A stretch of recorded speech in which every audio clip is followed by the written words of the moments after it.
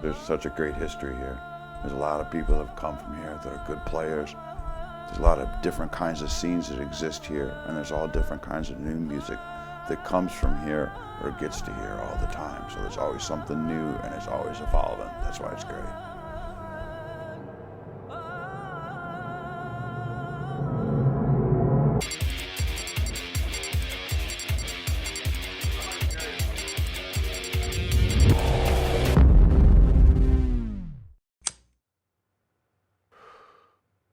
Being a musician from Detroit's a great thing just because there's such a great history here. When I came up, it was divided into two categories. You had the dudes who all listened to Judas Priest and Ozzy and Black Sabbath and all that stuff, and then you had the girls, and they all dressed up and they all listened to a lot of the early new wave stuff, Depeche Mode and all, you know.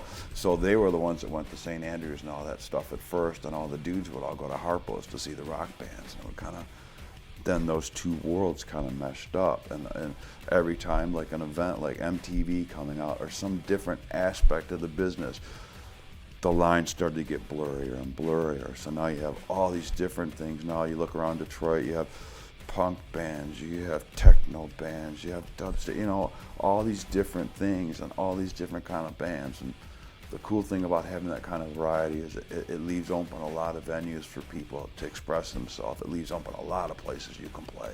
So that's one of the best things. I think passion for music has changed in a lot of ways, where you used to have to go out and flyer 10,000 cars to hope that 50 people show up. Now people sit at home and it's all Facebook and computer. You know, after a show, you used to go to a friend's house to see pictures from the show, and now they just post them on the internet. You don't even have to go see your friend to see his pictures.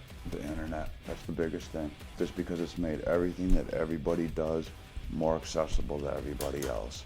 You, me, or anybody can set up their stuff and get it to the whole world. So the whole scope of everything is kind of changed. It's not as localized. You don't have to work so hard to get it out there. You have more options and more opportunities to put your work out there. People sit at home and watch YouTube videos of a concert the next day instead of going.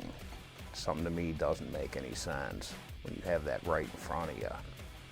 It definitely changed the world. I don't think people have grasped how much all that has really changed what's going on. It's so much more power. I think the worst thing about doing this now and being this now is because I wish I would have had all that when I started at first back then. So now the best you can do is make the most of the opportunity that's there, but you wish it was an opportunity that you would have had before. There was a record store I used to go to on Michigan Avenue called Repeat the Beat or Desirable Disc or some kind of crap like that, but it was the only place that had Kerrang magazine. So if you're into like heavy metal or hard rock and roll, you went there and bought this magazine that came from England. And anybody who read Kerrang was cool. That means you were hip to the music that was cool at that point in time, and it's ahead of the curve of everybody else.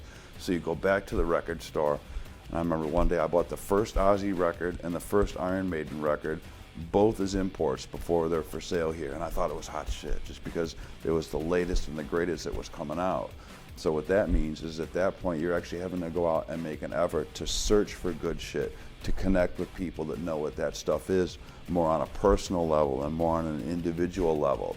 Now with the internet, it's just like bam, one button, everybody can see anything. All word of mouth, man. You know, getting out there with posters and flyers. That was the big thing. You know, there really wasn't any other way for a band to promote themselves. You know, and I certainly remember the return on flyers was 2%. You know, the internet has changed things. Obviously, the state of radio has changed and how it affects bands and how they promote themselves. You know, the effectiveness of radio has changed. You know, YouTube is almost like the new radio. You know, and videos are the new radio. So, you know, those things have changed. You just keep playing. You get more stories. You forget more things, but you keep playing.